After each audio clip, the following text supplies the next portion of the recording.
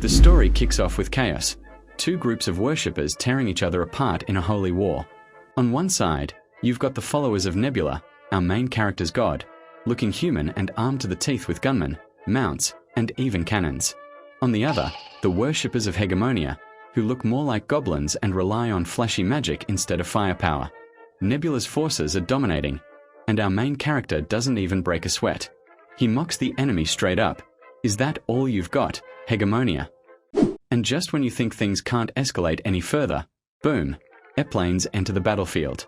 Yeah, this isn't your typical medieval fantasy brawl. That's when we finally get our first real look at both the main character and his rival. They aren't just bystanders.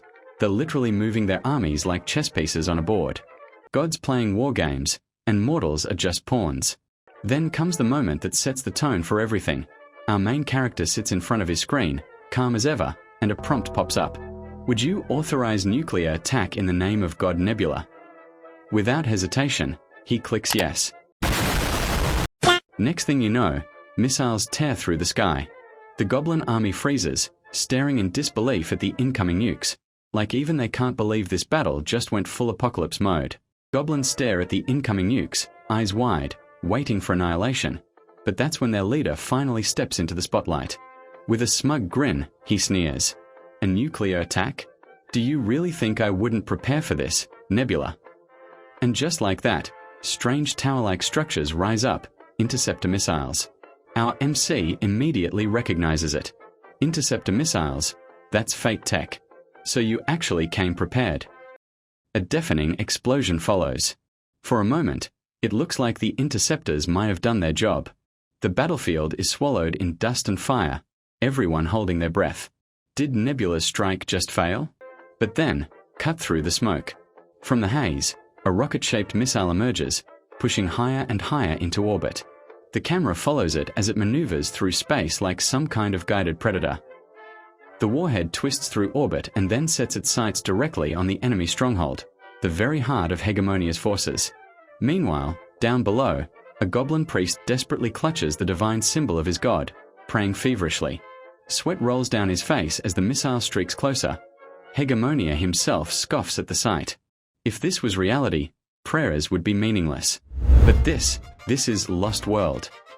And then comes the jaw-dropping moment. A colossal demon-like figure materializes, towering over everything, and casually catches the nuclear missile with one hand.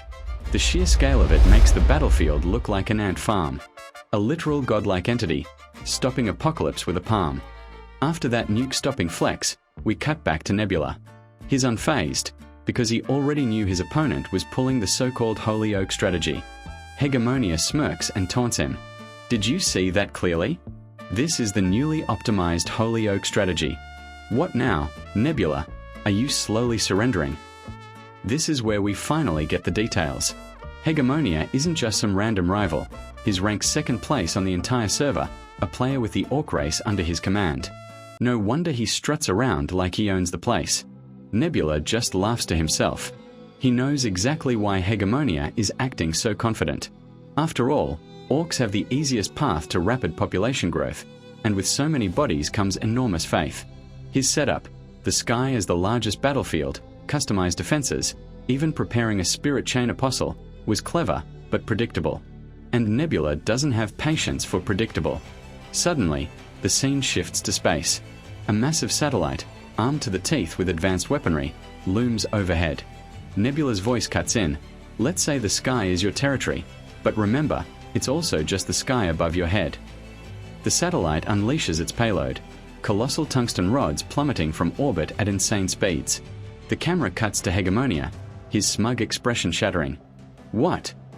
After nuclear weapons, now high-mass weapons. He commands his demon spirit to intercept the falling rods. But Nebula is already one step ahead. Calmly, he explains. It's impossible. Too late. Hegemonia. You can't stop this. The demon spirit desperately tries to block the strike, but the rods rip right through it like paper. A thunderous impact follows, and the battlefield is consumed by devastation. The tungsten rods crash into the ground, tearing open craters and reducing everything in their path to rubble. The enemy empire is annihilated. Hegemonia's mighty demon spirit dissolves into nothing. A victory notification flashes on his screen. He's won. Again. But Hegemonia isn't taking it well. He yells furiously, demanding another round. He just won't shut up. To him, this wasn't anything new. Just another battle, another win. He'd already achieved the impossible, maintaining his spot as first place in the global rankings. He's preparing for yet another match when suddenly, a new message pops up. Nebula frowns. Who's bothering me now? The notification reads, "So far, you are the only player who has cleared every achievement. Thank you for enjoying Lost World." Nebula blinks. End of service? No, that doesn't sound right. Another message follows. Lost World, previously in early beta access, is now scheduled for official release. Player Nebula may enjoy the game before official launch. His eyes narrow. Early access. Then, there's a separate official version. Finally, one last prompt appears. Would you like to start? As if the choice is obvious. If that's the case, of course. He clicks yes. After pressing yes, Nebula suddenly finds himself somewhere completely different. He opens his eyes, totally confused, thinking, did I fall asleep at my desk? But nope. From the shadows, a mysterious man appears and flat out tells him, this isn't a dream. You've been chosen, Nebula. And if that wasn't creepy enough, he calls Nebula by his real name, Alden. Nebula looks around and notices he's not alone. The place is filled with strange shadowy figures, all hiding their faces. The man explains they're covering up their identities to make things fair. Then, without warning, the guy throws up a hologram of a planet. At first, Nebula thinks, wait, is that Earth? But then he notices the landmasses. They are familiar. He's seen them countless times before. It's not Earth. It's Lost World. And then the reveal drops. The man says in this vast realm, Nebula isn't just another top-ranked player anymore. Here, he's ascended. He's become a true god.